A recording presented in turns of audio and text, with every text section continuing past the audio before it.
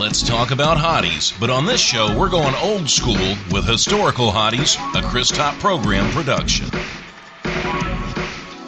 Hi, I'm Chris Top. Thanks for giving Historical Hotties a play. Maybe you have an idea for a couple of delightfully dead divas you'd like to see go head-to-head on my show. If so, just post a comment on my Spreaker page or on Facebook. Today, Calamity Jane vs Sacagawea. First off, we'll start with Calamity Jane. Any woman with Calamity in her name is probably down for a good time. Do you want to stay out and drink all night? Sure. Do you want to stay up all night and play poker? No problem. Do you want to go out and shoot at things? Of course I do. She's about as close as any woman can get to being one of the guys and still have a vagina intact. I guess the downside would be she'd be more of a man than you. Plus, she dresses like a dude all the time. I'm sure every woman around in the 1800s was probably sporting the bush. I mean, that's a given, but she probably had more facial hair than most men as well. Not really sure how attractive that is, no matter the decade. Now it's Sacagawea's turn. She showed Lewis and Clark how to get to where they needed to go. This quite possibly makes her the first and only woman in history to be better at directions than men. Either that or Lewis and Clark were just dumb as rocks. So if you date Sacagawea, it's like having a built-in Magellan wherever you go, which could be nice. And she's got to be in great shape because she walked 1,000 miles with Lewis and Clark and had a baby on her back. Downside, what the hell kind of mother is going to go on a 1,000-mile hike with her baby and two strange men? I mean, what's the deal? Could she not find a babysitter? Did she think the little tyke was going to help her chase bears away? You know, Lewis and Clark had to be thinking, why'd she have to bring that kid? We've got to stop every 10 minutes because she's got to change his diaper and feed him. Calamity Jane versus Sacagawea.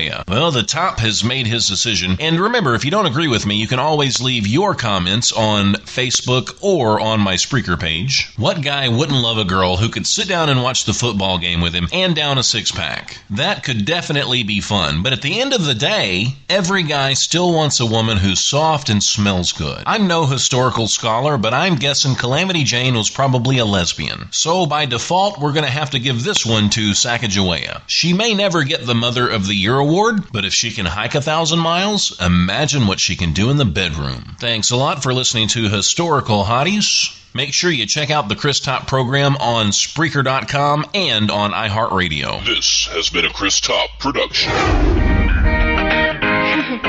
You can either take